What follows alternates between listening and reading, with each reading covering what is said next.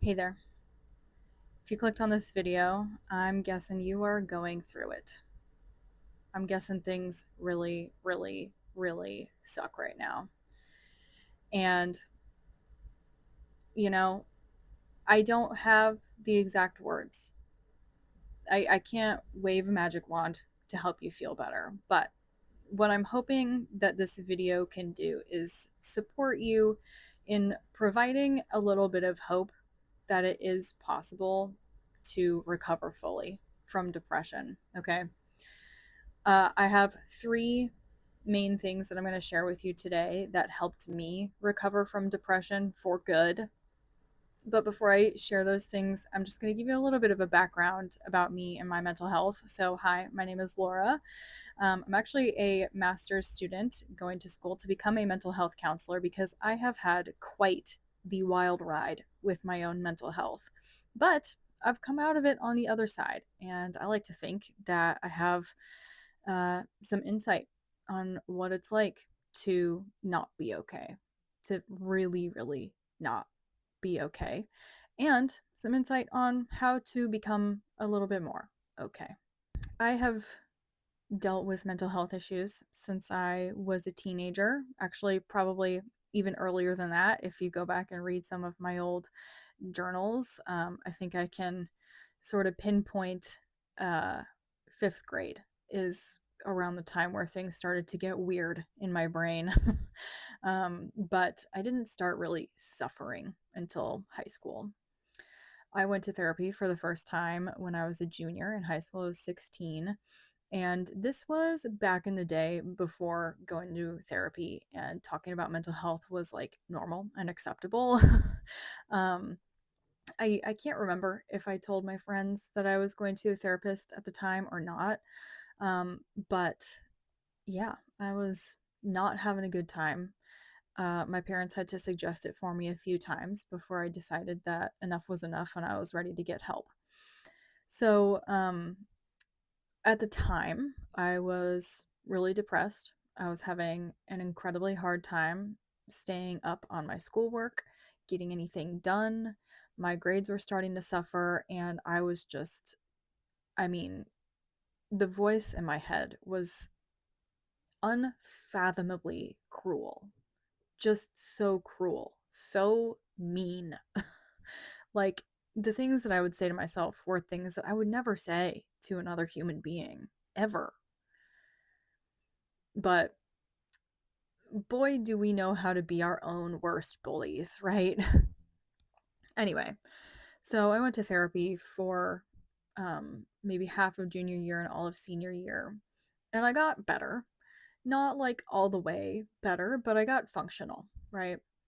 When I went off to college, I had a really, really hard time once again, and I did not seek out very much mental health care. I did do like single sessions here and there with the counseling team at my college, and those were helpful. And in retrospect, I wish I had done more therapy back then. But I plowed through it. I honestly don't know how I did it. I managed to graduate with a decent GPA. And then when I graduated, things got better. Things got way better because it was the first time that I was able to feel a sense of freedom, feel like I could finally live for myself and make choices for myself, and I wasn't living by other people's standards and expectations of me. But, you know, a couple years into young adulthood go by and things start to get bad again. I want to say I was maybe 23 or 24, and I was starting to get established in my career. I used to be a circus art. I still am a circus artist, but I used to do it professionally. I was trying to perform, make money through gigging and performing, as well as teaching.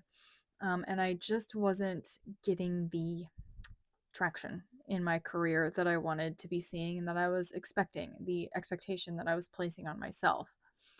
In retrospect, I think I found myself in a very similar trap that I did in high school and college, where I was living by other people's standards and expectations and society's dictation of what success means and what it looks like. But it was harder for me to spot because this time I was technically in charge of my own life, right? Um, but anyway, it's neither here nor there. The point is, I was once again not having a good time. And I really struggled with my mental health from the age of like, yeah, 23, 24 until I was about 30. So the whole second half of my 20s, I just was in bad shape. I was not okay. Somehow, I still mostly got to work. Um, I was, you'd probably call me functional, but it was very dark in my mind. Um, a lot of the people around me were also really struggling with their mental health. So, in a way, it was almost sort of like culturally normalized with my friends. And, I'll put it this way, I was not able to keep a steady job. I was one of those job hoppers. You should see my full resume. It is pages upon pages long because I rarely stayed in a job for longer than a year and a half, 2 years. And repeatedly, I left jobs with no new job lined up, no backup option because I just had a mental breakdown and I couldn't go back. I just couldn't do it anymore. um, Additionally, I was big on substances. Once again, I was functional, right? Like I was still going to work, and for the most part, I would be sober at work, but I smoked weed every single night, like usually multiple bowls a night. Um, when we got closer to 2020, like 2019 and into 2020, even 2021, I was drinking a lot as well. So, using these things to numb myself to the suffering that was going on. Um, then, at the end of 2021, I went through a really, really insane life change. I basically started my adult life over. I left my life in Seattle where I'd been living for the last 8 years. I left my career in the circus. I left my friends. I left my partner. I left everything but my cat behind. And I moved back in with my parents at age 30. And then I took 6 months off. I stopped working. Uh, it's a long story how I managed to have the money to do that, but a large part of it was that I was living with my parents, so I didn't have to pay any money for rent. They were very generous to let me live with them uh, for free. Yeah, during that time, I started seeing a new therapist and I started getting better. I also had started antidepressants a little bit, like shortly before I moved away from Washington. And I live in California now. I think a huge piece of this was moving to a sunnier place. I'm not gonna lie, okay? And by the way, we're not getting into the three things yet. These are kind of more like minutia subcategories that helped me. Um, but yeah, I some things happened and I got better, and I actually got better. The reason why I'm really confident that I'm better from depression for good is because prior to where I am now, in my 20s, my teens, I always had this looming sense of doom whenever I'd be in a more happy, positive, okay season of my life. It was like I was constantly just waiting for the other shoe to drop. I always had this in the back of my mind of like, yeah, things are good right now, but they're not going to be good. I'm going to get depressed again. I don't know when it's going to happen, but I know it's around the corner. I know it's going to happen. I no longer worry about that. It's been several years at this point, which is the longest I've ever gone without relapsing into depression. And I'm genuinely not worried about it. And I'll tell you why uh, at the end of this video. But first, enough about me. Let me share the three things that helped me get to where I am so that, maybe they're helpful for you. The first thing that helped me recover fully from depression was an agreement that I made with myself in my 20s, which was that I would try every single last option there was to get better before ending it all. That I was not allowed to self destruct until I had tried every single medication out there. I was not allowed to self destruct until I had pursued every conceivable diagnosis.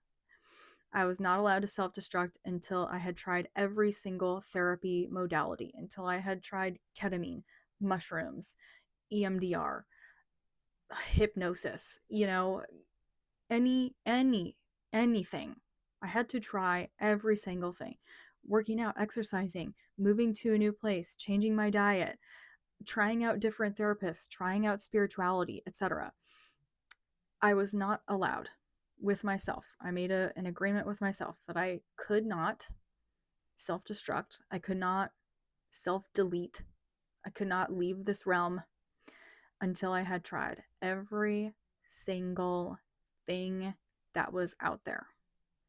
And I knew that was going to take a while. And, making this agreement with myself allowed me to stick around long enough to find things that worked. uh, you know, I will say for me there was no magic bullet, okay? There was no one singular thing that solved all of my problems, right? I mean, I'm not depressed anymore and I still have problems, but I'm a lot more equipped to deal with them. And that's why I'm not worried about relapsing into depression, because I have just so very many tools to support myself and my mental health. And the reason why I have so many tools to do that is because I made this agreement with myself back in my 20s that I would not end it all until I had tried it all. And only then, if I could 100% say that nothing works, then I could go. But I needed to be able to say that I had tried everything and tried everything in good faith before allowing myself to leave this realm permanently. So that's number one, agreeing to try every last thing. Thing number two that helped me recover fully from depression was morbid curiosity, leaning into curiosity. Seriously, this is like such an underrated thing, in my opinion, in terms of healing one's mental health, regardless of what you're dealing with, to just lean into curiosity, get out of judgment and into curiosity. And a lot of the times it was morbid curiosity. I just sort of had this sense of, tomorrow might be worse, but it also might be better. And there's only one way to find out, which is to wake up tomorrow and find out. um, I know that procrastination is a really big thing when you're dealing with depression. Depression can cause you to lose all motivation, which naturally leads to procrastination. And that procrastination can then feed into the depression, right? Because now you have like proof that you are, in fact, the piece of shit that your brain is telling you are, right? Because it's like, dang, I can't even like stick to deadlines. Um, so I'm going to suggest along the lines of curiosity. If you are dealing with depression or procrastination as part of your depression, lean into that when it comes to self-deleting. Procrastinate ending yourself. Say, you know what? Yeah, I want to end things right now, but I'm going to do it tomorrow. I'll do it next week. I'm too lazy to end things right now. Give it a try, okay? And when that wave passes, because it will pass, I want you to try to find that curiosity of, let's see what fresh horrors await me tomorrow. Let's just find out. I have to see what happens. I have to see what happens, right? It's sort of like when you're watching Black Mirror, you know? I know it's not going to be good, but I got to see what happens. See if you can take that attitude with your own life. Now, number three, and before I share this with you, I do want to say that this may or may not be helpful for you, but it was helpful for me. And I'm sharing the things that helped me recover from my depression permanently. So, number three is getting diagnosed with and treated for OCD.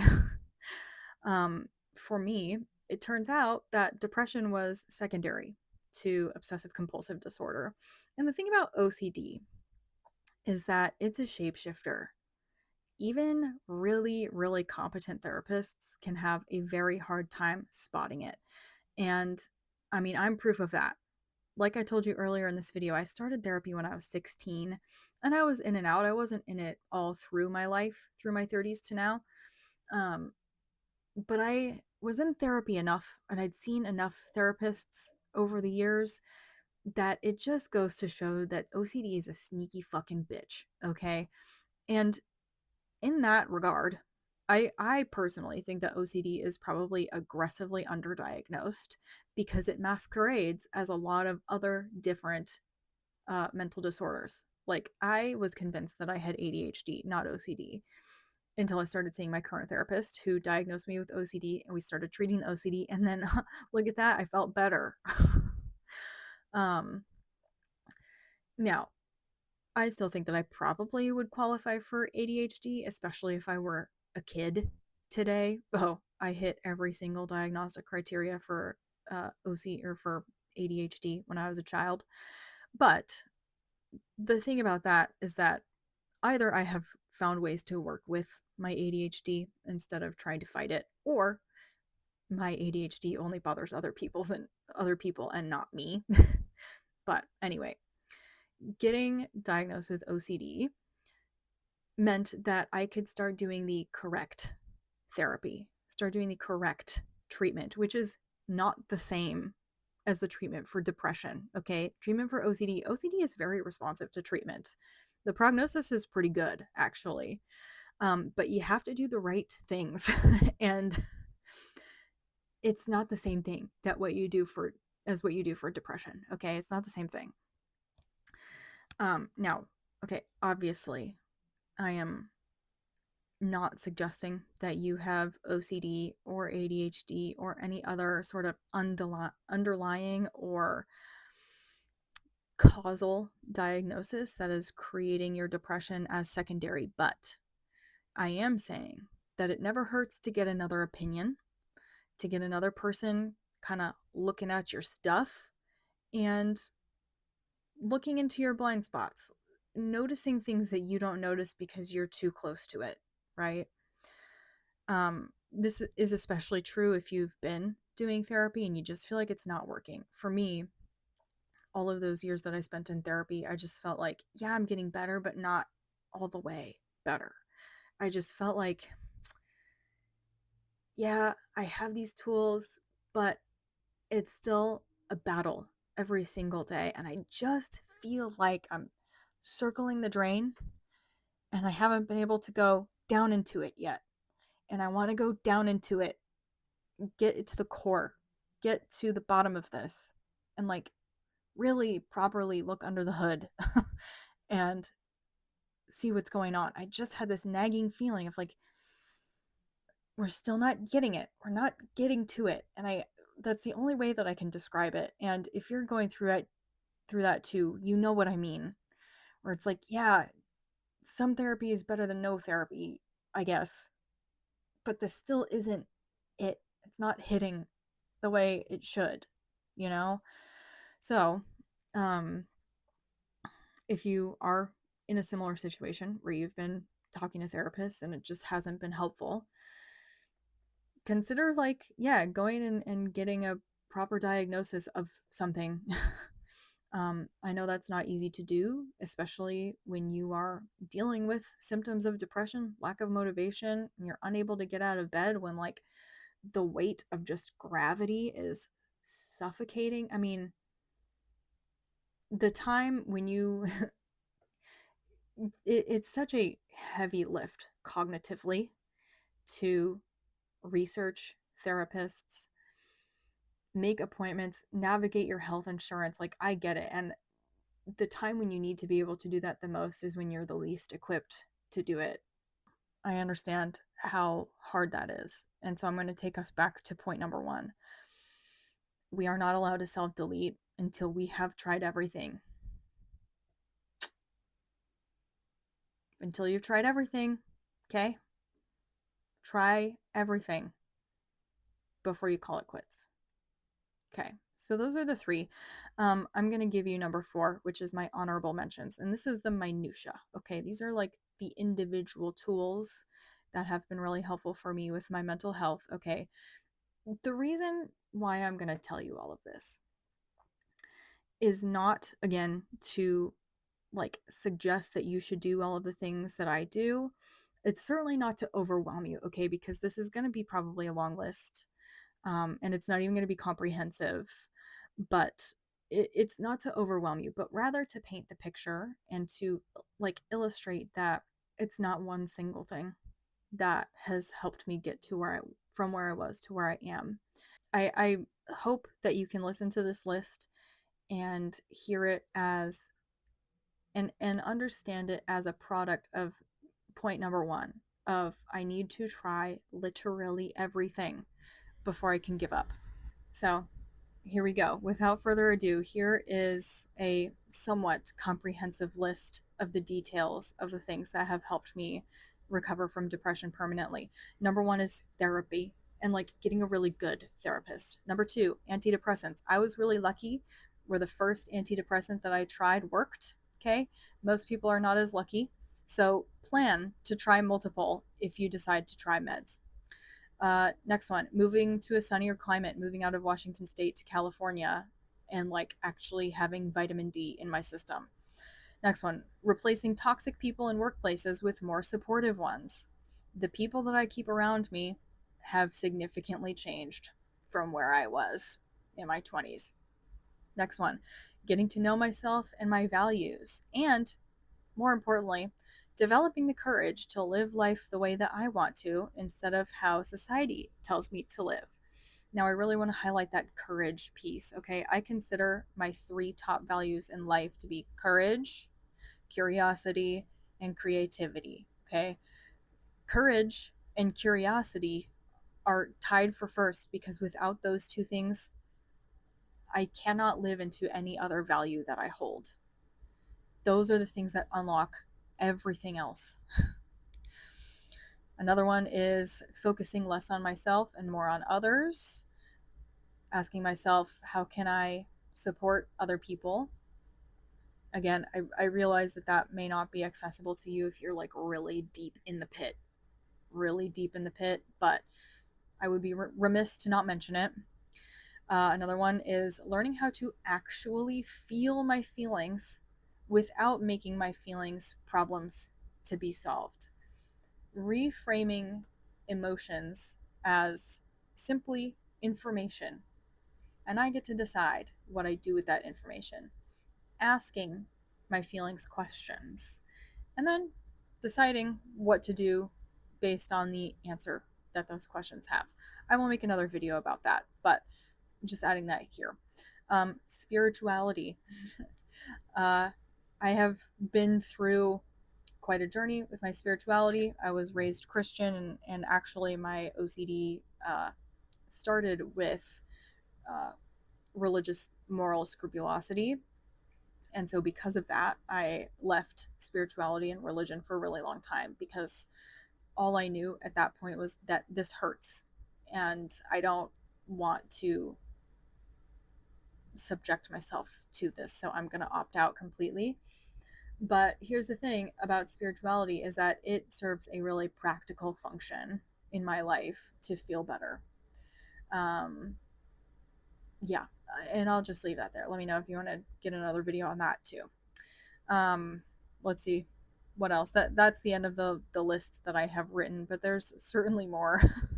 But actually, I think that is where I'll leave it because I feel like this video is getting pretty long. So, to recap, the three things that helped me heal from depression for good are agreeing with myself to try every single thing I could try before ending everything. Number two is morbid curiosity. What fresh hell awaits me tomorrow? Let's find out. And number three was getting diagnosed with OCD and treating that. And doing that made the depression go away for good. And that's why I'm not worried about coming back because now that I know that it was really OCD that was causing the depression, and now I know how to work with my OCD and handle that, manage that. Yeah, I'm really not worried about depression coming back. So there you go. Um, I hope this has helped you.